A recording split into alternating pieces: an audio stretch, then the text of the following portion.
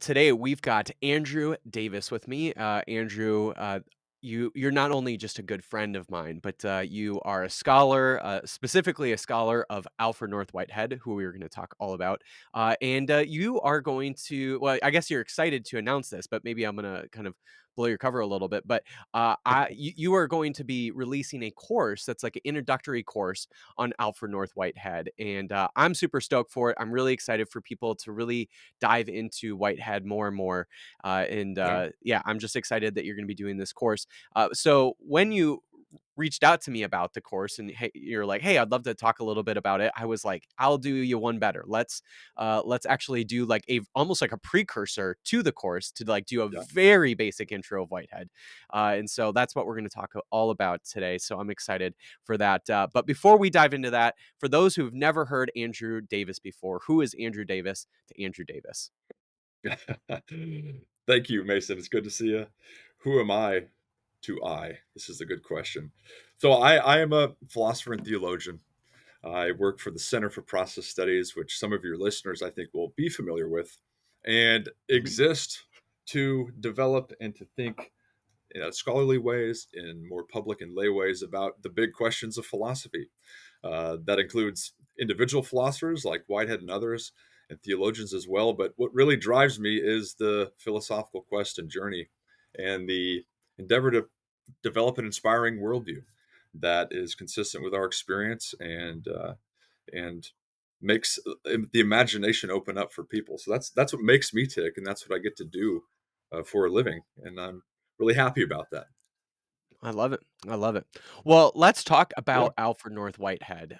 Just really excited. I haven't, sure. obviously this podcast is more of a theology podcast, and so I really don't dive too Yeah, much into philosophers. But Whitehead, in a lot of ways, was this philosopher that really opened up, at least for at least Western philosophers, really opened up the possibility for God and some theological questions in ways that a lot of other philosophical or philosophers, from kind of his time frame and from his sort of location in the world, typically weren't kind of asking those types of questions. So, uh, yeah. yeah, I really don't know where to begin other than who is Alfred North Whitehead? For the person who has never heard of that person in their life, who is Alfred North Whitehead? Yeah, it's a great place to start. And before I answer that, let me just also, since you gave the course a plug for a moment, but let me just say, Whitehead is an intimidating thinker, Alfred North Whitehead, and the purpose of this course that I'm launching in the new year is to be a 5-week online introduction to his thought. And so I want to offer it to those who are philosophically and theologically curious. Mm, So throughout 2025, it's going to be offered in a rolling schedule with January and February being the first iteration. So just if you're hearing this conversation, you want to learn more, go to whiteheadsuniverse.com. That's where you can learn more about the course, download the syllabus, and register. But yes, to your question, I mean, who is Whitehead? So Whitehead, first and foremost, was a mathematician and a philosopher. He was born in 1961 in Ramsgate in England and has a really fascinating scholarly life. So, generally, when you read about Whitehead's biography, scholars will sort of break up his life into three main periods. So, the first period is usually his Cambridge University period in England, in which really he's pushing his interest in mathematics and logic. So, this is that element of him that first and foremost is interested in mathematics from an abstract sense to an applied sense. And he is first and foremost this mathematician. And yet, it's interesting as his life unfolds. He moves to the University College London, and focuses more on physics, the philosophy of science, mm, philosophy mhm. of education. So he wrote a really wonderful book that I'd recommend to everybody called "The Aims of Education," which is a beautiful articulation of his vision behind what works in education, what doesn't, how it should unfold. Highly recommended. But the third most important period when you think about Whitehead's life is his Cambridge University, or excuse me, his Harvard University period in Cambridge here in the United States. So Whitehead is 63 years old. He receives an invitation from Harvard University to come occupy a chair in philosophy at famed Harvard University. So it's quite interesting because Whitehead never taught a class in philosophy. He certainly had achieved some renown already in through mathematics and his writing Mhm. philosophy of science. But it was really this Harvard period when he and his wife, Evelyn, hopped on a ship. They traveled across the pond, and he became the chief chair of philosophy at Harvard University. And really, it's this period that Whitehead is best known for. So, all of his famous philosophical texts emerge in the Harvard period from 1924 onward, and including his doctrine of God, developing in his philosophical texts as well. Mhm. He would actually die in Cambridge here in the United States. It's 1947. But it's this American period that brought Whitehead to life, and that really actually locates Whitehead as a part of American philosophy. So it's Mhm. interesting that, in the English world, English speaking world, Cambridge, UK, London, etc., Whitehead's thought is less well known now. He's more seen as an American philosopher in a lot of ways, and arguably a theologian, although he wouldn't say he's a professional Right. theologian by any means. So I mean, that's a snapshot of Whitehead's life, and we can get into his philosophy as well. But I'll let you. Yeah. Well, I definitely wanna get into his philosophy, but, you Yeah, mentioned in that kind of first part, of his life where he was a mathematician and then even did some physics. I think a lot of yeah, people, it's hard to, exactly know where dates are and stuff, but he's actually coming up around the same time doing mathematics and also doing physics at the same yeah, time that Albert Einstein is, becoming one of the most renowned scientists, physicists, yeah. specifically in, quantum physics. And so, yeah, can you talk a little bit about from my Sure. understanding, there was maybe some little bit of overlap that these two had. We think of Albert Einstein as, maybe the smartest person who's ever existed. Einstein, just that name is, basically known for just being that's the smartest person Yeah. ever. And so it's just really interesting that, someone like Alfred North Whitehead, whose thought has really changed my own life, had maybe at least some crossover or maybe at least brush shoulders with Albert Einstein. Absolutely. I'm really glad you brought that up. Yeah, in 1920s, of course, there's a frenzy of activity going on in the scientific world, certainly the philosophical world too. But Einstein's theory of general relativity, being front and center certainly, and we're accustomed to seeing his brilliance. But yes, alongside Einstein, there were other theories that were being offered. Among them, Whitehead's theory of relativity. Of course, we don't have to jump into all the mathematics, which I'm really not competent to do so. But yeah, Whitehead had interactions with Einstein. He was following his work very closely. And actually, he wrote a alternative to Einstein's theory of relativity. And in that, he wasn't objecting to relativity as such, right? The entanglement of all things, but he was pushing back against what he thought to be inadequate philosophical assumptions behind Einstein's theory, his block universe. And of course, Mhm. Einstein and Henri Bergson, the famous French philosopher, had a long-standing debate on the status of time. And so Whitehead was influenced by Bergson, and also, had a lot to say on this question of time and temporality and its place in the universe. So I appreciate that you like bringing this up in terms of kind of the scientific prowess of Whitehead. I think the fact that Yeah, to at least connect him with Einstein really connects him with the fact that he was a brilliant scientist first and foremost. true. And what I love about that is obviously he starts getting into this certain kind of philosophy where he's developing a metaphysics. And what I Yeah, love about Alfred North Whitehead's work is here's this person who has the scientific prowess. Like he has the chops of a science, any other great brilliant scientist, and yet he's also really intrigued by religion, around questions around God, questions around ultimacy, even yeah, obviously. Theological questions, and around this time is also the time that we see so many there's kind of this split in Christianity where you have fundamentalist Christians that are rejecting science, right? Like there's this rejection mm, of evolution and everything that's coming out of science. So all of this is happening at the same time that we're having these great leaps in science. And I would say, Whitehead is one of those people that should be at least included in some of these great leaps in science. And also at the same time, we have religious people who are rejecting science. And so he's just coming around at this really interesting time where I yeah, think the science community is feeling this rejection by religion, and so they're wanting to alienate themselves from religion. There's a number of religious people that are wanting to reject science, and so there's this kind of antithetical, or this division or rivalry that's happening between science and religion. And out of that time frame, we have someone like Alfred North Whitehead who emerges, who's thinking kind of along the lines of, maybe there's things Yeah. that science gets wrong here that we need to rethink, in terms, especially when it comes to thinking about metaphysics and religion, and questions around God and theology. And then on the other side, we've got like questions around from religious people that Whitehead's is basically trying to advocate. No, actually, science is a really important thing for us to consider, and actually should influence the way we think about religion and theology and God and all these different questions. So, anyway, Yeah, I don't know where you want to take that, but it is sure. interesting just in terms of the time period of having this brilliant scientist, and around the same time period, we have all of these religious people that are rejecting science, and here's this person that's trying to at least create some sort of harmony between the two. Yeah, I mean, certainly as a philosopher, and he no doubt was a scientist indeed. So I think that's well put. And that you're right. There's a frenzy of activity historically going on in terms of all these different disciplines, and the ways in which they clash. So I think Whitehead, in a deep way, is looking for the harmonization of our disciplines. And in part, he sees that that is one of philosophy's role, is to provide a general worldview, or a metaphysics, as you use the term, to that would be general enough to include the wisdom of our various disciplines. And that wisdom, for him at least, comes from human experience. So certainly we can't dismiss the empirical data of science. And he was a great advocate of science, certainly.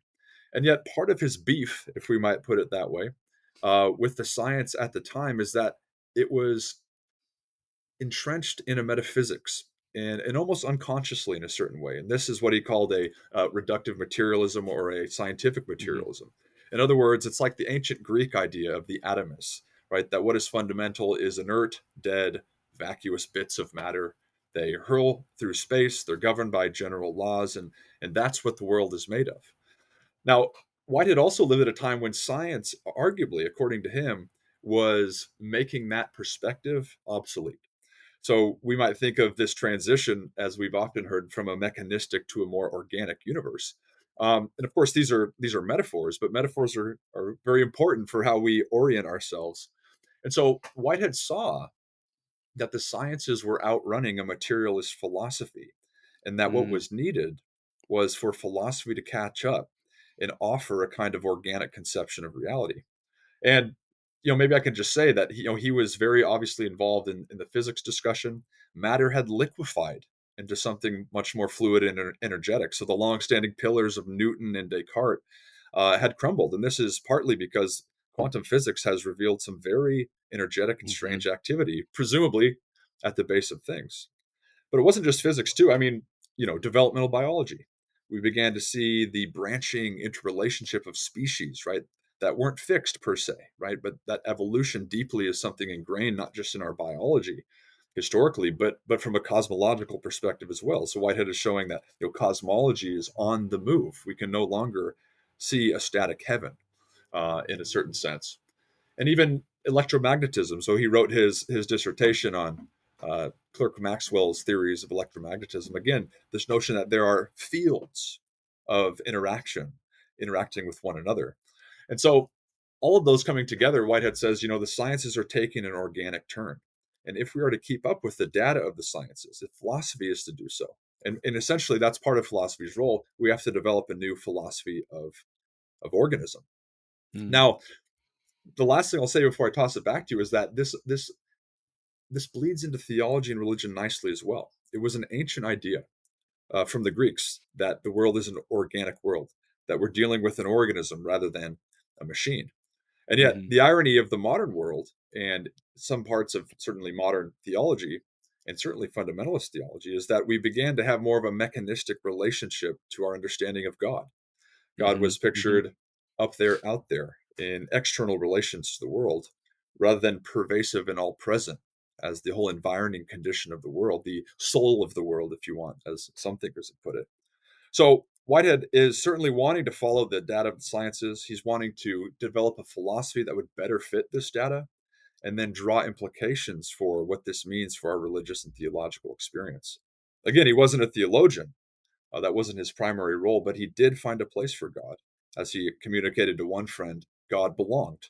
And the nature of that belonging is, I think, a really interesting question that process theologians are continuing to wrestle with. Mhm, mhm. I love that. So we're already kind of maybe alluding to this, but you mentioned that Yeah, he basically develops this philosophy of organism, as he would call it, and that yeah, comes from maybe his most famous work, Process and Reality. And Alfred North Whitehead often gets described as like a process philosopher, but that's actually not the term he himself used. So, can you right. talk about just Process and Reality and that book, and kind of how that maybe was the kickstart to now what we know as process philosophy? Yeah, yeah, certainly. So, process philosophy is his magnum opus. It's probably his most famous philosophical work. It's famously difficult, right? So even most trained philosophers, I'd say, have not touched this book. But of course, the book before it, Science in the Modern World, is really where he began the language of the philosophy of organism. And so that language continues in Process and Reality. But of course, we can see why he'd be labeled a process philosopher given the text in the title of the text. But again, what he's trying to do in that book, and again, I wouldn't recommend listeners go and start reading it. We'll get to the sort of intro text that I'm working on, and the course is really based on this intro text that sort of gives us a place to start. But that book really is his development of a speculative philosophy, as he calls it, or metaphysics. And what's unique about Whitehead's understanding of metaphysics, it's not about sitting in an armchair and thinking lofty thoughts that are disconnected from our experience. It's not about thrusting categories onto the world and then trying to control the world through those categories. Mhm, So, what I love about Whitehead is that he is unbelievably tied to human experience. And so, at the beginning of Process and Reality, he says, these lectures are a result of years of meditation, right? And so, you have this sort of picture of Whitehead, not meditating per se in the religious sense, but meditating upon the various aspects of human experience and then calling us because he didn't finish the project, calling us to develop an adequate general scheme of ideas that can take account of all that experience. Experience religious, skeptical, aesthetic, experience with beauty, experience with morality. All different types of experience are on the metaphysical table. And so Whitehead's Process and Reality is an endeavor to work out a philosophical scheme that will include all different forms of experience. So I don't think he'd push back at the label process philosopher per se, but he did again follow more the organic train, the philosophy mhm, of organism. But process mhm. is through and through a part of what an organism is. But I think maybe we'll get to that. Yeah. Well, how would you maybe define Whitehead's philosophy? If you were, doing the Mhm. elevator speech type of spiel, where you're telling somebody such in like a very short phrase, or however you'd want to describe it, uh, how would you describe or define Whitehead's philosophy? So, yeah, what's your maybe elevator speech of Whitehead's philosophy? Yeah, of course, that's really hard. It's the dreaded question that process philosophers get. But I think one way to do it, and I think it's important to see that Whitehead is no man is an island. Whitehead is no excuse. He's a part of a wider tradition. So process philosophy is wider than Whitehead, but he is widely seen as the sort of modern figure representing this position. So Whitehead's philosophy can be defined as a understanding of the universe as a verb-like universe rather Mm, than a noun like universe. So imagine we descend imaginatively all the way to the deepest level of reality. What do we find there? Do we find static nouns or do we find active verbs? So process philosophy and Whitehead's in particular is a verbal perspective of reality in that at its base, it is coming into being. It's active. It's happening. What is fundamental are verb-like entities rather than noun-like entities. And of course, there's much you can add to that, but in a certain sense, he's looking back over evolution, back over reality in terms of our own experience, which is always fleeting, right? We are beings that are happening, and he thinks at no level of reality do we find absolute stasis. So the verb nature of reality is one way to understand it and define it, and of course, we can call that activity, as he defines existence, for example, as activity ever moving into the future. We could use the language of becoming if we want, Mhm, or the mhm, language of process, certainly. So it's this idea that the world is made of verbs and not nouns, and rethinking how that changes our perspective on how the world is made and made out of processes rather than static things. And even mhm, reading that verb like nature, if we're to go all the way up into the life of God, who is far from static and also becoming with the world. So it's rethinking reality in terms of verbs rather than nouns. That's one way, mhm. a quick elevator pitch that I give. I love that. Yeah, the example I often think of when I'm trying to maybe comprehend Whitehead's philosophy and this idea of reality in becoming is, right now as we're speaking, there's thousands of cells that make up me, which are dying. And there's Yeah. thousands of cells that are coming into birth right now as we're speaking, that make me up. And yet, over all of the seconds that that I've existed, there have been thousands and thousands of cells that have died, and thousands of cells that have been birthed. And over my 30 years of existence, there's probably been billions of cells that have died and billions of cells that have come into birth. And yet, there is some Yeah. level of unity of my experience that makes Mason Mennenga, in the Right. midst of the fact that 7 years ago, almost none of the cells in my body existed 7 years ago. And so there's still some level of unity, but there is this constant death and become or Hmm. birthing. And maybe that's a way to describe that sort of constant death and birthing as a sort of reality of becoming. And Yeah. yet there's also this unity that exists too. And there's this sort of pattern of that is Mason Mennenga. And Yeah. I would Beautiful. imagine you probably would think of the same example for yourself. So anyway, that's at Sure. least maybe been a helpful example of how I've thought about it. I don't know if that is Yeah. maybe how you would Well, let describe me process philosophy or not, but yeah. no, that's absolutely an aspect of it. But yeah, let me add to that a little bit because I said, reality can be defined as a verb like reality from bottom to top. But what is it that's verbing, right? What is it that's becoming into being, as I like, right? So it's not so much that there's beings that are becoming, but it is a becoming into being. Like this is this Mhm. more fundamental process. And so, again, for Whitehead, what is in becoming are events, right? So think of your own experience. Your experience is an event that's occurring in this moment, but they're connected in unified and intricate ways, which is, in a deep sense, what keeps Mason Mason and Andrew Andrew, right? We have a unified personal continuity to our events. But again, if we imagine the base of reality, what is fundamental, what is verbing, are these flickering events. And they're events not of nothing, but of something. In fact, Whitehead calls them occasions of experience. And it's a Mm, sort of controversial claim because, again, what populates his universe is not dead matter, but events of experience that are something for themselves. They give birth, right? They come into being through a birth process, but they also die, right? And it might be a very split second, right? Imaginably, it's hard to grasp that, but they receive something in coming into being, and when they die, they add something to the subsequent process of the universe, right? And again, we could see our own experience as a macroscopic scale of this. In some sense, I am what I am because of what I've inherited through my ancestry, through my family, etc.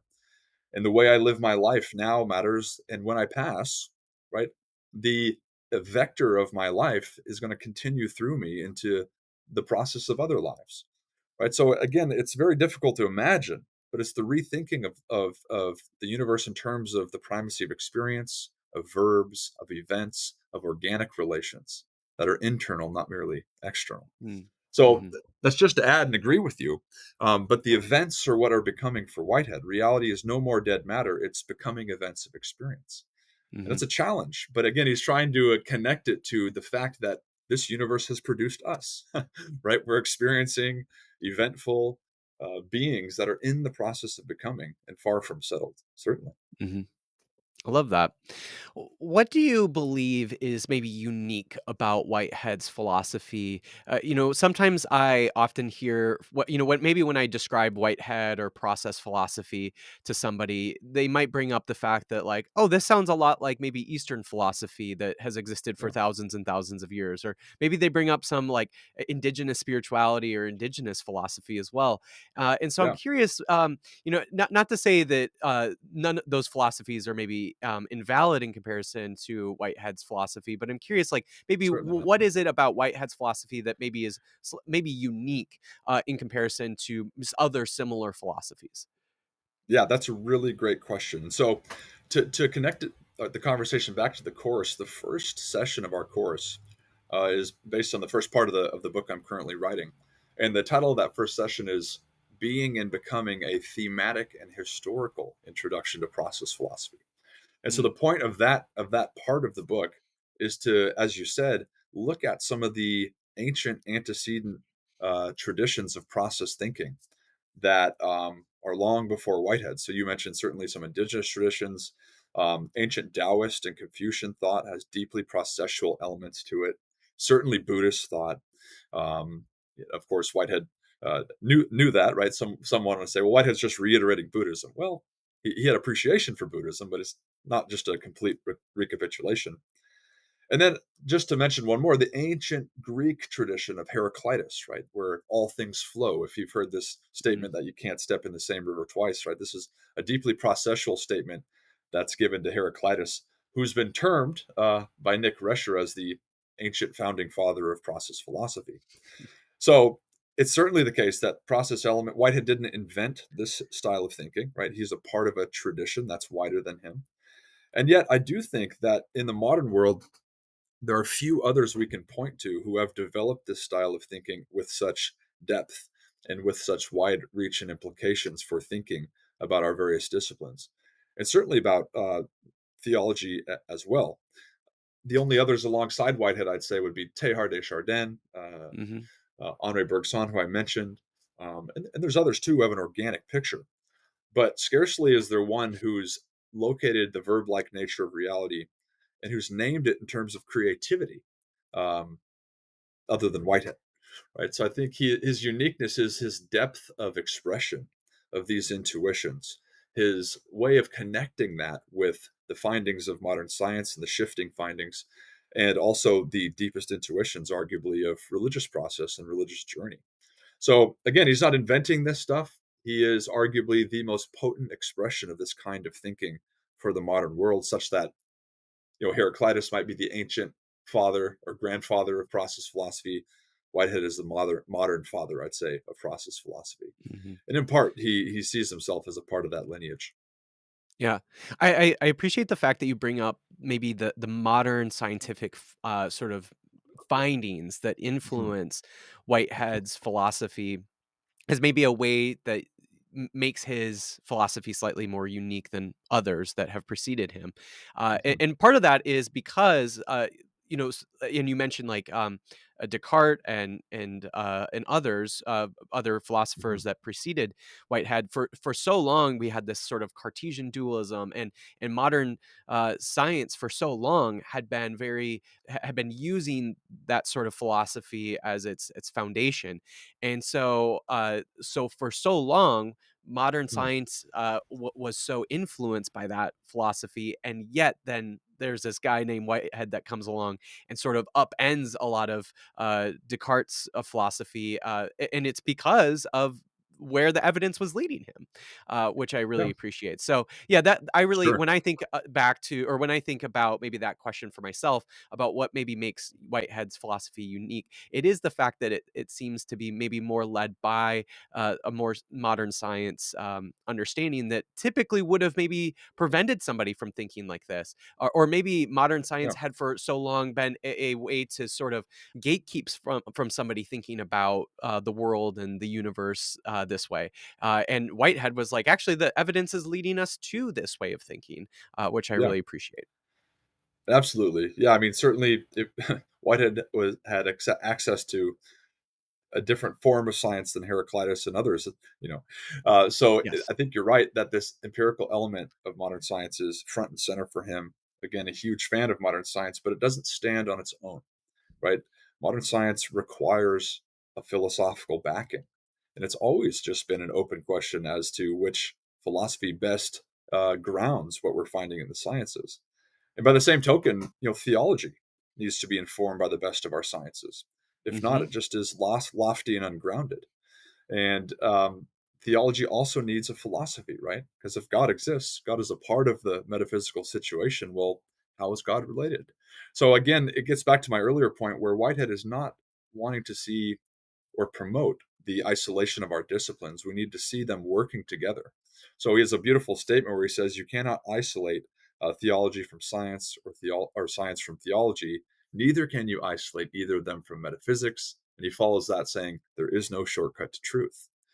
Mm, So again, it's this perspective that our different disciplines, science especially, have entry points of truth, and that to take the world seriously is to take these disciplines and their truth aspects into account, and in order to get a more holistic understanding of how things relate. mhm, So I agree the scientific element is certainly important, but Whitehead remains a harsh critic of certain forms of science, a mhm, harsh critic mhm, of certain forms of theology. Certainly, he is not a lazy thinker by any means, and asks us to resist all forms of dogmatism, right, against the sort of mystery of things. And I think that's an important point for us to keep in mind when we think about transitions of worldviews. It's not as if mhm. we transition and then our thinking is done. Whitehead wants us to think with him to the betterment of a cohesive worldview. Mhm. Mhm. I definitely wanna talk a little bit about maybe this avoidance, or maybe this really rejection in Whitehead's philosophy around, in a rejection of dogmatism, both Yeah, scientific dogmatism and religious dogmatism. Before I do that, I'd love to get into the conversation around God for Whitehead, sure. and for so long, especially Western philosophers for maybe the 100 years or so preceding Whitehead, and certainly Western philosophers that even started doing their philosophy after Whitehead, so much of it was atheistic. And so Whitehead's Mm. philosophy is fairly unique, especially in terms of more modern Western philosophy. It's pretty unique in the fact that he believes in God. And so, can you talk a little bit about Yeah. why Whitehead believes in God? What is it about a Whiteheadian philosophy that allows for the possibility of an existence of God? Yeah, no, it's such a great question. And you're right. Whitehead, again, this is sort of a stamp of a thinker who's unafraid to be bold because he's unwilling to cater to prevalent trends, right? There's all sorts of different understandings of God. If one of them goes away, it doesn't mean all have gone away, right? So another way we might say this is that there's as many atheisms, plural, as there are notions of God to reject. So if one notion of God goes away, um, again, other possibilities are live. And so Whitehead used the term God, God, and got a lot of flack for doing so. Um, you know, premier philosophers at the time stopped following him, right? He had beef with Mm, some of his friends. You've done all this great work, Whitehead. Why now bring up God? This is just complicating everything. Um, and Whitehead brought God in, not because he had some concealed religious agenda, or not because, as Bertrand Russell, the famous mathematician, said, well, he suffered the loss of his son Eric in World War One. This was devastating, and he was groping religiously, so he brought God in. I mean, losing a son is an important part, not that God is not relevant to the pain and suffering of the world. But Whitehead brought God in for rational reasons, uh, not just religious reasons. mm, And so, again, we have to ask, how is it that novelty is possible in the world? Why do new things happen? And not just why is there anything? Like, this is an important question. But where does the possibilities that make this universal process go come from? You see, they don't come from us, certainly, because we're finite actualizations of the possible. So Whitehead found himself asking some real metaphysical questions, riddles, we might call them, metaphysical riddles surrounding what makes a universe such as ours go. And he worked his way towards a vision of God which would support this kind of universe. But it was not a vision that is arguably a classical vision by any means, right? There's some deep distinctions. But nevertheless, it's arguably a vision, I think, that is religiously insightful, that is religiously open. And I think he intended it that way. So he had his own, as most of us do, his own trials and tribulations personally with respect to quote unquote God. He read theology almost for 10 years voraciously and became disenchanted and sold all his theology books. He was even an agnostic like or me after atheist. seminary. Yeah, well, exactly. he was an agnostic and even an atheist potentially for 20 years. And yet his journey didn't stop there, right? So as his Mhm. philosophy developed, he found a renewed place for that which humanity has termed God, but he reconceived it in very unique sort of ways. So I mean that's some personal backdrop. We can get into the function of God or the roles of God if you want. But it wasn't as if he had some religious agenda and now let's put God in. It's because he really doesn't think the universe can work without something that our history has called God. Right. Uh, Before we maybe get into the functions of God in Whitehead's philosophy, how would he maybe Yeah. understand or define God? Well, I don't think we wouldn't catch him wanting to offer a definition of God. I think, um, and I don't think in his text he does that per se. I mean, I think it's helpful to offer definitions of God, and I've done so. I think with you one time with Tom Ward and Mhm. others. Where were we at Theology Beer Camp? So, but God can be conceived at least for Whitehead as the foundation of being and becoming. Right? God is that without which the whole process of the universe stalls. And I mean, who can offer a definition of God? Aquinas said ipsum esse subsistens, right? The subsistent ground of being. As such, I would like to say that God is, from a Whiteheadian perspective, and I'll return to that definition that I gave previously. I think God is the infinite circumambient reality in whom we live and move and have our being and becoming, and by whom truth, beauty, and goodness are causally efficacious in pointing us towards the telos of existence. I know it's complicated, but God is that which grounds the possible and the possible in terms of value, which arcs over our lives in terms of purpose and meaning and influence. So I'm not a fan of defining God per se, and Whitehead wasn't, right? He's not offering proofs for God, but he's saying that this term belongs in some way, but we have to rethink how it's related to the universe as we now know it. Mhm. What I love about both Whitehead and subsequently process theology is that even just that definition you described there, it feels very abstracted Totally. in terms of like that personal experience that one might have with what they would describe as God, and what I love about and as much as I think it's correct to say that God is the one who is sort of maybe in a way animating this becoming that's happening in the universe.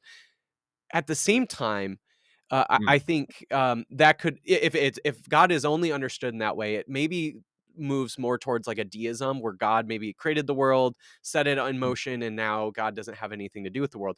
But that's not at all the kind of God that Whitehead hardly. Yeah. describes, and it's certainly not the kind of God that process theology describes, where God does that. God is the one who sets the Mm, universe into that motion, but God also deeply has relationship with everything in the universe. And so yeah. sometimes one of the things that I love about process theology is this idea that as much as God for 13.8 billion years, set the world, the universe into motion, but also that same God knows me uniquely in the same way that a loved Yeah. one in my life knows me uniquely. God knows my Yeah. deepest insecurities. God knows my deepest joys. God knows everything about me in the same way that a loved one would know everything about me. And that's one of the things I love about Yeah. process theology is the sort of process or Whiteheadian God is a God that not only sets that becoming into motion, but also uniquely knows you. Yeah. And I love that as well. Hey, preach, bro. Yeah.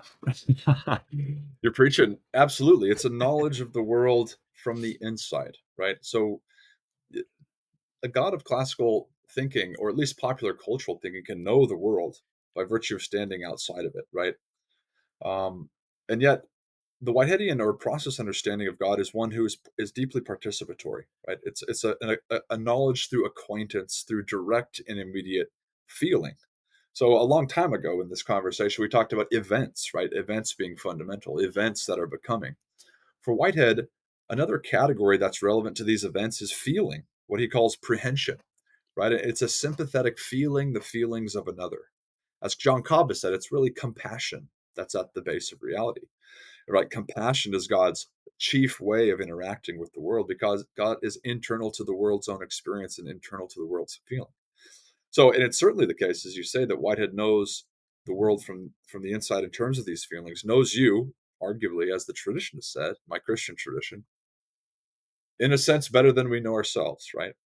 Mm. But there's something to be gained in thinking that God is feeling the world, feeling your pain, with the intensity that you feel it, right? So process thinkers, Whitehead would put it in different ways, but have a vision where God is suffering with the world.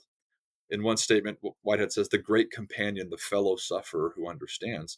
And that cannot be uttered of a deity that is distant, aloof, creating the world and sort of running off somewhere. You know, The most it's mover.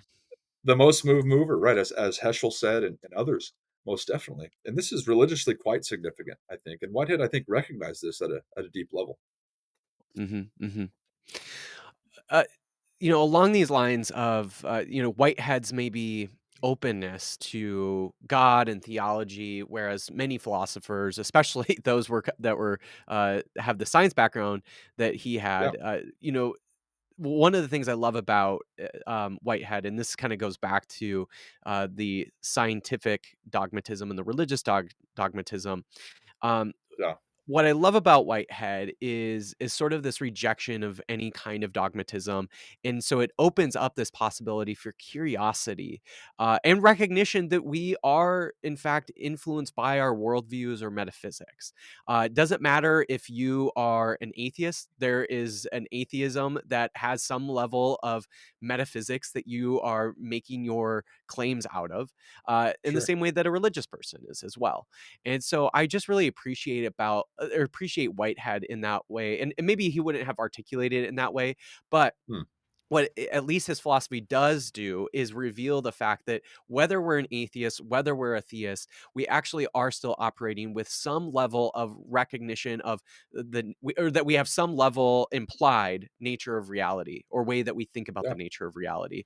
And in some cases, a theist just believes that that nature of reality allows or at least opens up the possibility for the existence of God. And obviously, for an atheist, it means this sort of rejection that God can't exist in the nature of reality.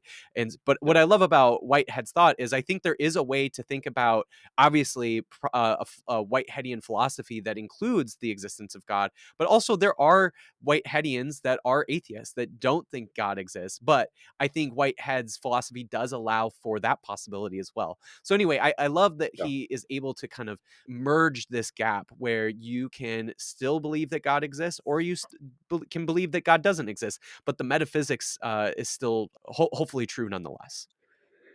Yeah, yeah. I mean it's an important point, and you do have Whitehead without God proponents, right?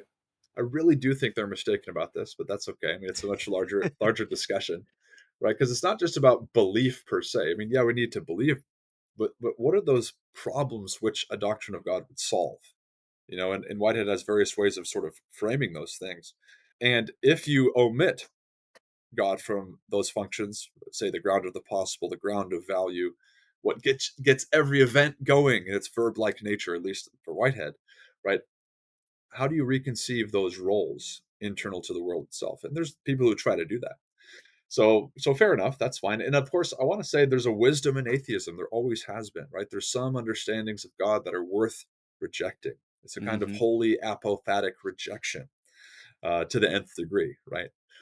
But again, as I said earlier, there's as many atheisms as there are concepts and conceptions of God to deny, and there's quite Hmm. there's many of them. So again, when one understanding, say traditional fundamentalist understanding of God, has been deconstructed, atheism may be a phase that's comfortable, but it's not arguably the best landing place in terms of worldview. And another great point you made was we're always operated within a general picture of reality, okay, a metaphysics. And one thing Whitehead said with respect to some scientists, he said scientists, don't like talking about metaphysics. They tend to be dismissive. And he says what they really mean is they don't like their metaphysics questioned. you know, and I think so. It's this again. We have this underlying metaphysics, this general picture that we don't often think about, right? So, okay, you're an atheist and you don't believe in God. Fair enough. Tell us about the God you don't believe in. Most of us would say we don't believe in that God either. But tell us how reality works for you and see if you can do it without needing to fill a kind of God shaped hole with some understanding of a reality that we've termed God. So I just think spiritual journeys are so fascinating. Whitehead was on them. I'm deeply interested in them myself, but there's not just one understanding, And atheism, while full of wisdom, I don't think is a final landing place that can give us a coherent picture of the deepest philosophical questions we can ask. Mhm. But Mhm. that's my perspective. Obviously, it's a wider discussion. Right. Well, it reminds me of, a lot of my listeners are people that grew up in maybe more fundamentalist kind of Christianity. So there was this Me like, too. Yeah. this kind of understanding of God, a very distinct, very, clear understanding of God. And then they get to a point where they reject him or reject that idea of God. Yeah. And sometimes people that grew up very religious in that way, or at least fundamentalist, might reject God and then land into what maybe I would describe as a fundamentalist atheism.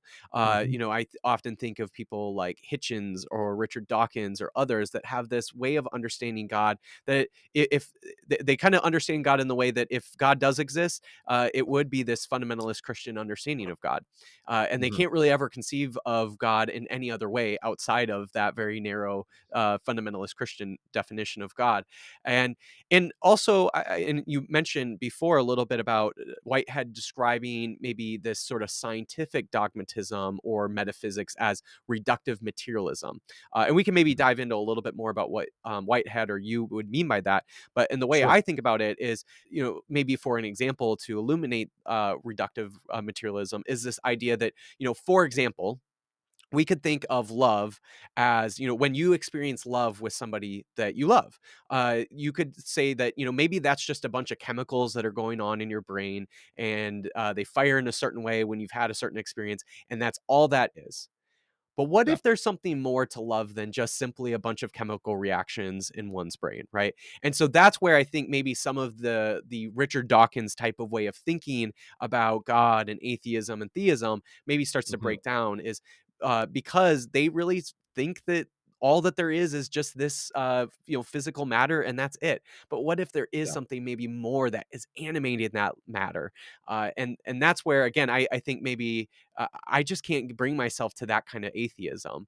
Sure. And unfortunately, I think a lot of like people that grew up in fundamentalism that reject that, which rightfully so, I think there's very good philosophical reasons to reject that, but they might slide into this way of thinking about reality where it is just simply this physical matter and that's it. And I just also find that very hopeless.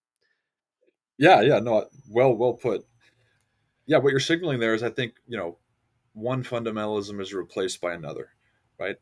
And that's not helpful. I think we should find ourselves religiously, scientifically in a posture of openness. We need to be open to all the different data. I'm sorry, the idea that a reductive material universe that's made of pulpy dead matter is what's real is false. We know it's false now. And science has in part helped us with that. So Right. whatever your reductive materialism is, you got to rethink what that means now in terms of the interchanges of matter and energy and quantum possibilities and all this such, which is super fascinating, but it's not an old school materialism anymore. So we need to be careful there, I think. Um, so Whitehead too, and this score is wanting to promote science, not just critique it, but he's wanting to say that, look, the science is saying different. The data of the sciences are saying something different than the dogma of the scientist, right? Mm, And that we need to bring the data and the dogma together. And I mean dogma in the old sense, as the not necessarily dogmatic beliefs, but like the sense of a true opinion, right? And a perspective of reality that meets data. Can data and dogma come together? And at least in some of his texts in process or science in the modern world, he says, scientists and skeptics, or scientists and believers, are all alike. They're dogmatists, but at this point, the scientists are the dogmatists. And what he meant by that is that they're unwilling to let go of a philosophical perspective, so that a deeper understanding of reality might emerge based upon the new findings of the sciences. So again, he's operating from these different planes, saying, look at what our experience in relation to science, philosophy, religion, aesthetics, morality is showing us. We need an adequate worldview to do that. mhm, And obviously, his critiques of religion and theology are really important. He hated barbarism. He did not like coercive omnipotence. He didn't like a God that is controlling the world at every aspect. And the problem of evil really bugged him, like it does most of us. Not least because, as I mentioned earlier, he saw and witnessed not only his son Eric, but also many of his students dying in World War I. So again, how do we bring all this data together into a hopeful and courageous picture of reality that's inspiring, where love is a real thing and not just nothing but firing chemicals? Um, the Mona Lisa is not just nothing but not just pigments on paint or poetry, just scratches on the page, right? There's symbol involved. There's meaning. Meaning is woven into the world of our experience, and a reductive materialist perspective to me is just wholly inadequate. And I think the process tradition, at least in its modern form, uh, would promote and agree with that statement. Mhm. I wanna talk about why Whitehead's philosophy still matters to us today, but before we get Yeah. into that, we've been singing his praises, and rightfully so. Yeah. I'm curious though, what critiques maybe you have of Whitehead or you think are fair critiques of Whitehead. For Mhm. example, this summer, I was at Tom Ord's OrtCon, and Yeah. Adam Clark, and I would imagine you know Adam Clark as well. Adam Clark Mhm. talked a little bit about Whitehead was somebody who lived in the height of British colonialism, was born right after slavery, either right after or right before slavery had been ended in America, Mm. and and obviously countless other sorts of racism that was still existing in the world at the time, though. And Yeah. he makes very little mention of it in his books, and he doesn't really talk a ton about British colonialism and some of these other atrocities that were happening in the world. And so, and I think that's maybe a fair critique that he doesn't really poignantly talk about some of these things. But yeah, I'd love to hear maybe some of Yeah. your own critiques of Whitehead or some critiques you've heard others make that you find very fair. Yeah, yeah. I mean, that's an important point to bring up, but I think people need to read more of Whitehead. There's all sorts of essays that Whitehead writes that are commenting on the political tensions and what's going on around him, the question of Jewish migration, the Holocaust, comments on Hitler, comments on the emancipation of women, which he fully supported. So I do think we have to be careful. If you read Whitehead's philosophical texts, you're not going to find him commenting on what we take to be the most pressing moral issues, but extended backward on a particular thinker. So Right. definitely he's a man of his time, and no thinker can comment on everything. But I do think that more insight can be shed on Whitehead's thinking on these issues. His book Science and Philosophy in particular has a number of excellent essays on social issues, on the different events going on in his world. So I'm not a fan of critiquing people in the past based upon things we all of a sudden find really important in the present.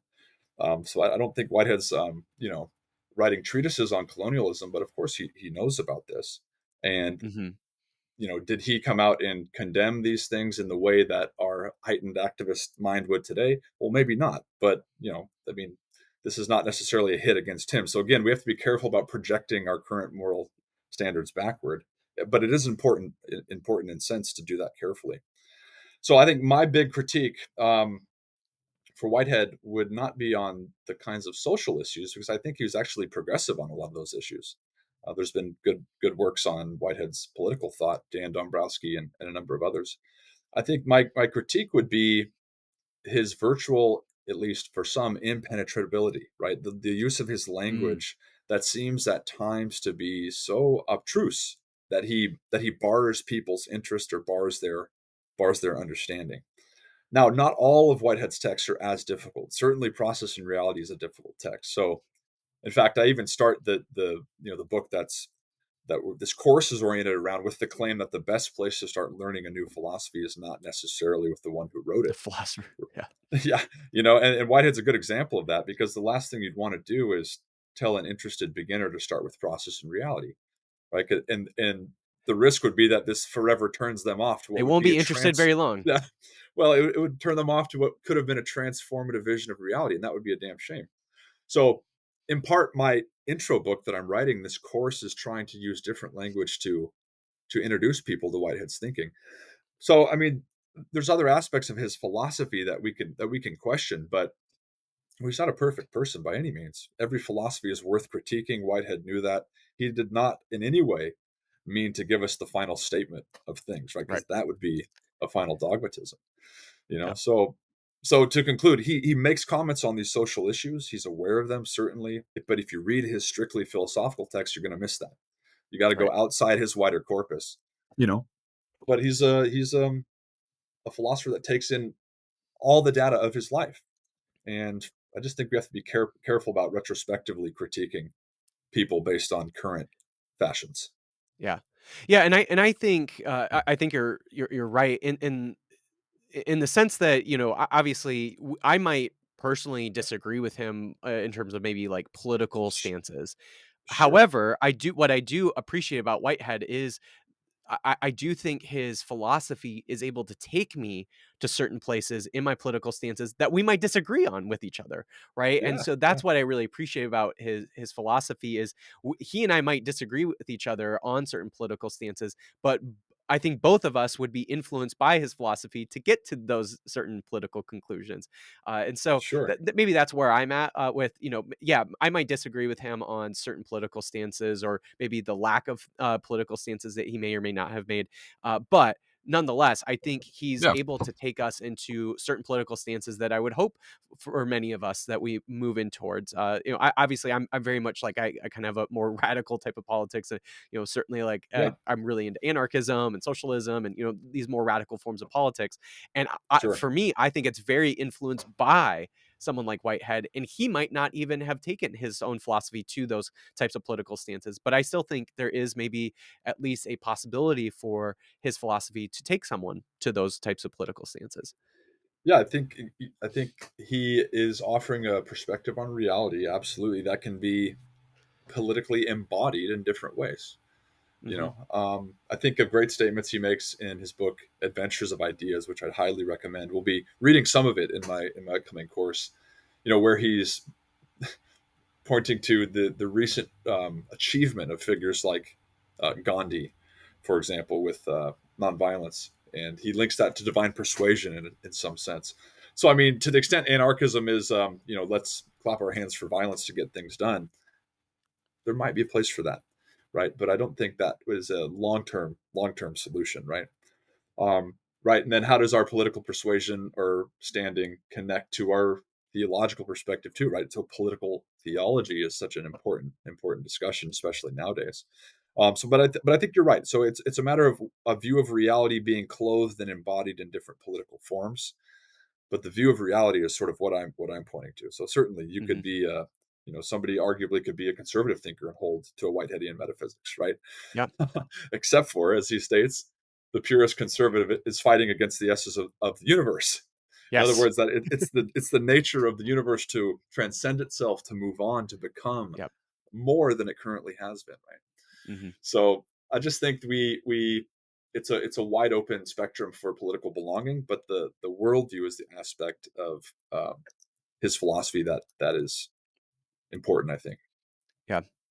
What Yeah. is it about his philosophy that you think still matters today?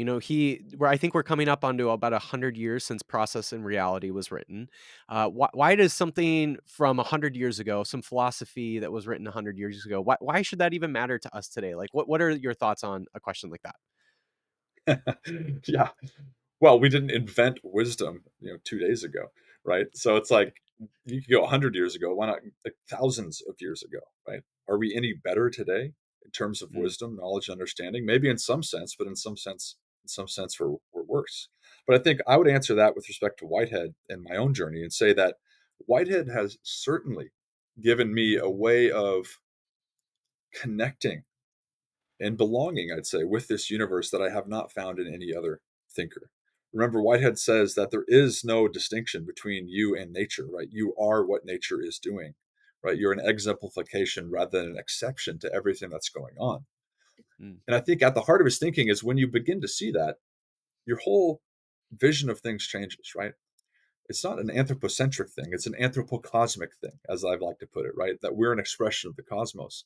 So I think Whitehead has expressed in brilliant form our connection and continuity with the entire natural world, with the cosmos. And from that, he's ascended theologically to speak of our connection to a divine reality as well. And so for me, that element of belonging at a basic level is what I so love about Whitehead. It's transformed the way I see myself. It's transformed the way I see the rest of the world around me. And I think this is somewhat why I think new introductions to Whitehead still need to be written. That's why I'm offering the course and why I'm doing the book, is because I want to help facilitate that transformation in people too.